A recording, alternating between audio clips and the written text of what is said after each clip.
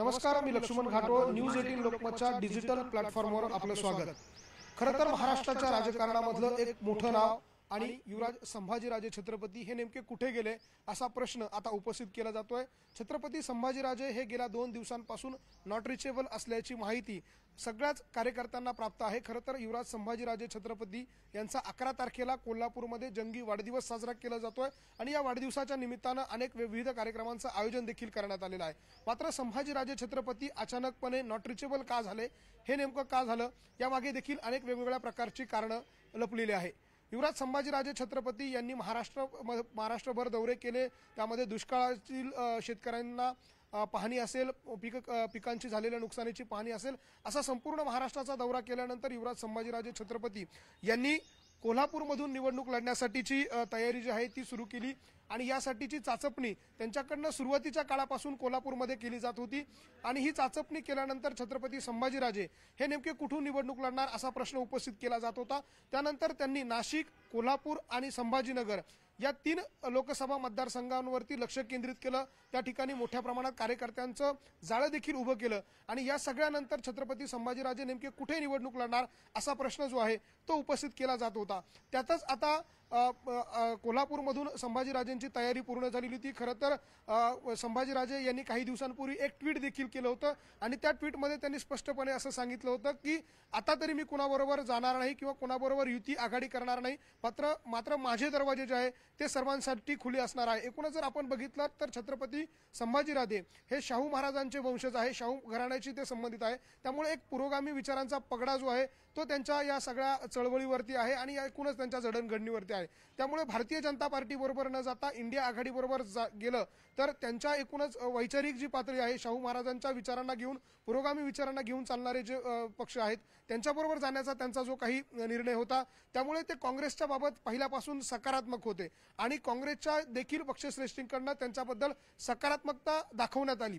या सगळ्याच्या नंतर दरम्यान मध्यंतरीच्या काळामध्ये कोल्हापूरचे काँग्रेसचे नेते बंटी पाटील यांनी देखील संभाजीराजे यांचं नाव जे आहे ते कोल्हापूरच्या लोकसभेसाठी पुढे केलं आणि संभाजीराजे छत्रपती यांनी कोल्हापूरमध्ये शड्डू ठोकला आणि कोल्हापूरमधूनच लोकसभा लढवण्यासाठीची तयारी सुरू केली. त्या अनुषंगानं सर्व तयारी पूर्ण झाली होती. गावागावात खेड्याखेड्यामध्ये संभाजीराजे यांचे कार्यकर्ते, त्यांना मानणारा एक जो वर्ग आहे तो मोठ्या प्रमाणामध्ये कोल्हापूरमध्ये तयारी करत होता. संभाजीराजेंनी शेवटच्या क्षणाला ज्यावेळेला खरं तर या सगळ्या प्रकारामध्ये काँग्रेसची भूमिका अत्यंत महत्त्वाची होती, कारण काँग्रेसने संभाजीराजे छत्रपती यांना कोल्हापूरमधून उमेदवारी देण्यासाठी सकारात्मकता दाखवली होती आणि काँग्रेस संभाजीराजेंसोबत जायला तयार देखील होतं. काँग्रेसला असेल किंवा महाविकास आघाडीला असेल, या निमित्तानं संभाजीराजेंच्या माध्यमातून एक चांगला चेहरा जो आहे तो महाराष्ट्रामध्ये मिळणार होता. मराठा समाजाचं जे पॉकेट वोटिंग आहे त्याचा देखील एक मोठा फायदा जो आहे तो संभाजीराजेंना महाविकास आघाडीत घेतल्यामुळे होणार होता आणि या सगळ्याचाच विचार करून काँग्रेसने संभाजीराजेंना ग्रीन सिग्नल देखील दिलेला होता आणि त्या अनुषंगाने संभाजीराजेंनी कोल्हापूरमधून तयारी देखील सुरू केली होती. मात्र याच वेळेला शरद पवार आणि संजय राऊत यांनी एक नवी खेळी खेळली. ती खेळी होती राजर्षी शाहू महाराज, अर्थात संभाजीराजे यांचे वडील जे आहे राजे शाहू महाराज यांना राज्यसभेच्या रिंगणामध्ये उतरवण्याचा एक नवा डाव जो आहे तो शरद पवार आणि संजय राऊतांनी आखलेला आहे.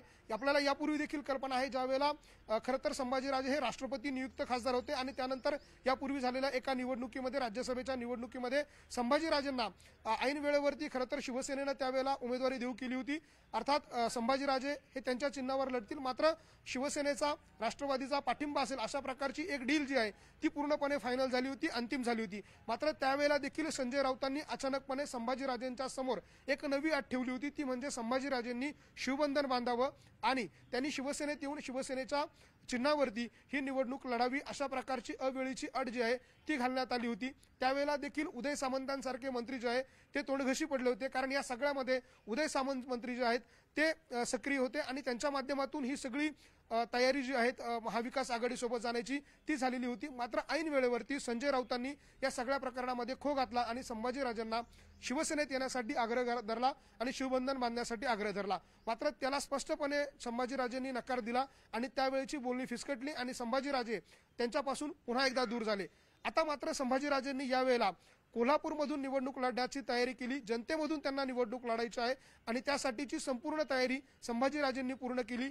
काँग्रेसच्या पक्षश्रेष्ठींकडून अर्थात दिल्ली पातळीवरती संभाजीराजेंना सोबत घेण्याबाबतचा अगदी सकारात्मक निर्णय जो आहे तो देखील झालेला आहे. स्थानिक काँग्रेसचे जे नेते आहे बंटी पाटील यांनी देखील संभाजीराजेंना जर काँग्रेसबरोबर घेतलं तर कोल्हापूरची जागा जी आहे ती आपल्यालाच मिळेल. खरं तर कोल्हापूरची जी जागा आहे महाविकास आघाडीची ती काँग्रेसच्याच हक्काची जागा आहे. त्यामुळे काँग्रेसनं सुरुवातीपासून ही जागा काँग्रेसचीच असल्याचं सांगितलेलं आहे. त्यामुळे काँग्रेस त्यांच्या हिस्स्यातली जी जागा आहे ती संभाजीराजेंना देणार आहे आणि संभाजीराजे आणि काँग्रेस अशा प्रकारची ती युती महाविकास आघाडी बरोबर असणार होती.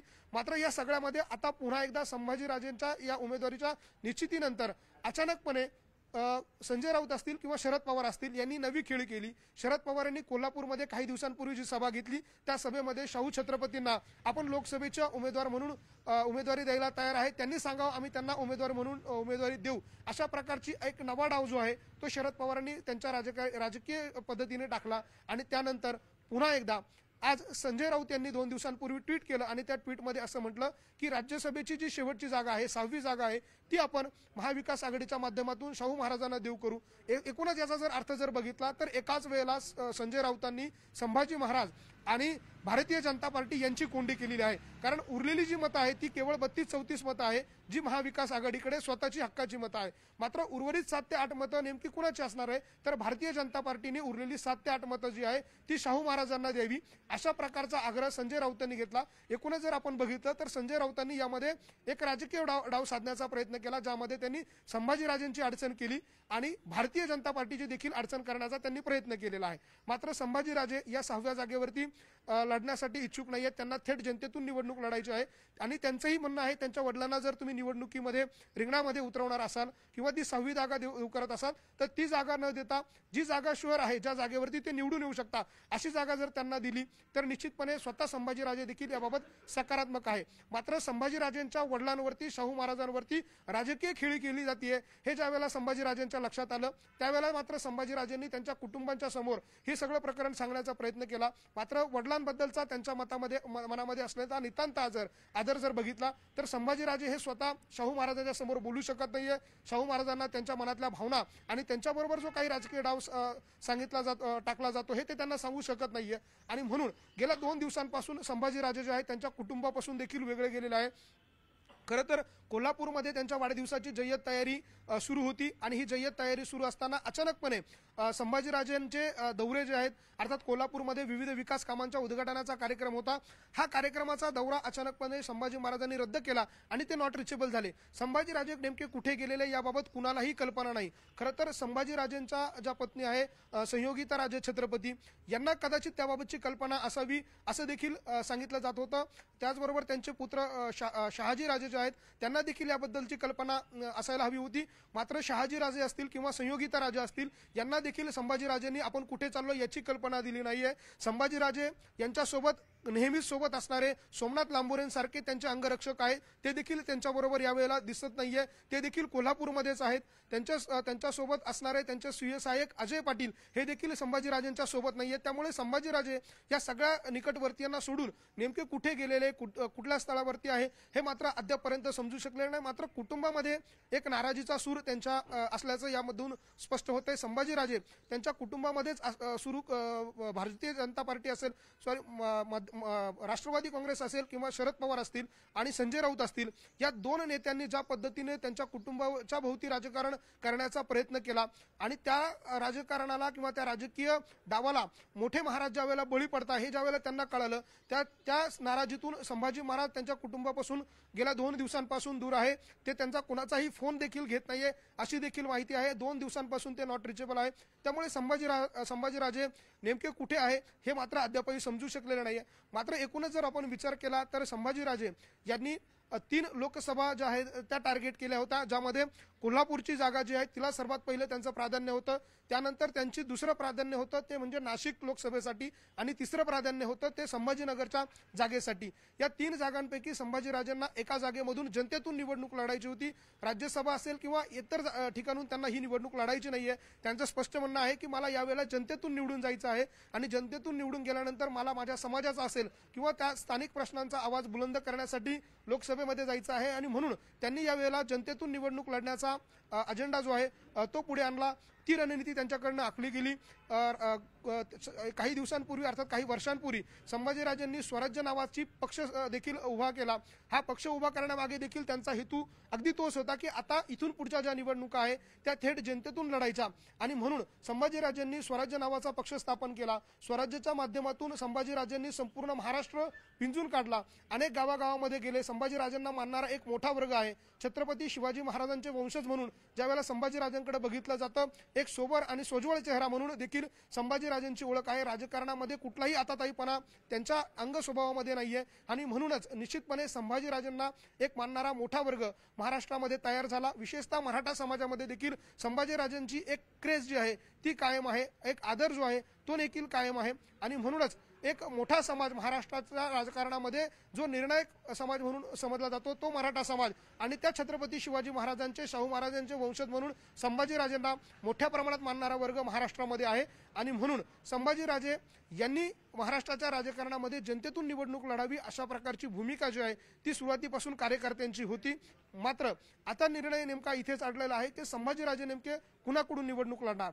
आता इतकं स्पष्ट होतं की संभाजीराजे काँग्रेस बरोबर जाणार। काँग्रेसची जी जागा आहे हक्काची जी कोल्हापूरची आहे ती जागा काँग्रेस जी आहे ती संभाजीराजेंना सोडणार होता, अर्थात त्यांच्या स्वराज्य पक्षाला देखील सोडण्याची निर्णय झालेला होता। मात्र असं असताना अचानकपणे संजय राऊत आणि शरद पवार यांनी राजकीय डाव आणि राजकीय खेळी केली आणि संभाजीराजे यांच्या कुटुंबामध्येच वाद लावण्याचा प्रयत्न जो आहे तो पुन्हा एकदा संजय राऊतांनी केलेला आहे। आपल्याला यापूर्वी देखील कल्पना होती की संजय राऊत ज्यावेळेला संभाजीराजेंनी संजय राऊत आणि शिवसेनेवर जहरी टीका केली होती, कधी नव्हे इतके संभाजीराजे चिडले आणि त्यांनी शिवसेनेवरती अर्थात त्या काळामध्ये असलेल्या उद्धव ठाकरेंवरती संजय राऊतांवरती जोरदार प्रहार केला होता। त्यावेळेला देखील संजय राऊतांनी अचानकपणे कोल्हापूरचा दौरा आखला आणि कोल्हापूरमध्ये गेल्यानंतर संजय राऊतांनी शाहू महाराजांची भेट घेतली होती आणि एक प्रकारे आपण शाहू अर्थात छत्रपती घराण्याशी सोबत आहोत, मात्र संभाजीराजांना ते सकारात्मकता दाखवत नव्हते म्हणून त्यांनी शाहू महाराजांची देखील भेट घेण्याचा प्रयत्न केला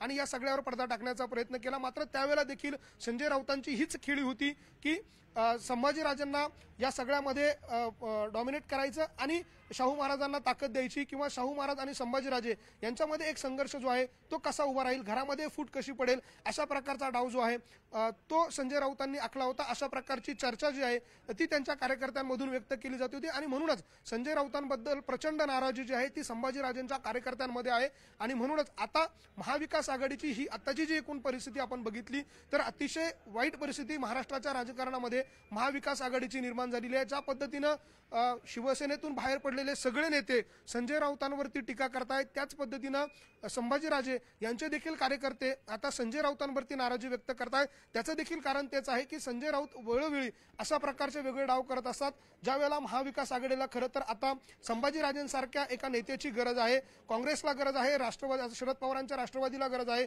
उद्धव ठाकरेंच्या शिवसेनेला संभाजीराजेंसारखा एक सोबर चेहरा जो आहे तो जर कदाचित त्या महाविकास आघाडीसोबत गेला तर निश्चितपणे याचा फायदा येणाऱ्या निवडणुकांमध्ये महाविकास आघाडीला अर्थात शरद पवारांच्या गटाला, उद्धव ठाकरेंच्या गटाला आणि काँग्रेसला महाराष्ट्रामध्ये होईल। असं सगळं चित्र असताना अचानकपणे संजय राऊतांनी अशा प्रकारची भूमिका घेतल्यामुळे खरं तर संभाजीराजेंची देखील अडचण झाली आणि महाविकास आघाडी या सगळ्यामुळे आता अडचणीत येण्याची शक्यता देखील निर्माण झाली आहे। मात्र हे निश्चित आहे की संभाजीराजे कुठल्याही परिस्थितीमधून कोल्हापूरची लोकसभेची निवडणूक लढणार आणि त्या जागेवरती जनतेतून ते निवडणूक लढणार आणि काँग्रेसचा पाठिंबा त्यांना आहे। त्यामुळे ऐन वेळेवर जर कदाचित शरद पवारांचा असा शरद पवार असतील किंवा संजय राऊत असेल यांचा जर विरोध असाच कायम राहिला तर निश्चितपणे काँग्रेस देखील संभाजीराजेंसाठी वेगळी भूमिका घ्यायला देखील मागे पुढे बघणार नाही, कारण एक चांगला चेहरा काँग्रेसला या निमित्तानं महाराष्ट्रामध्ये मिळणार आहे आणि म्हणून जर संभाजीराजेंच्या निवडणूक लढण्याच्या निर्णयावरून काही जर पुढच्या काळामध्ये वाद उभा राहिला तर त्याचा परिणाम जो आहे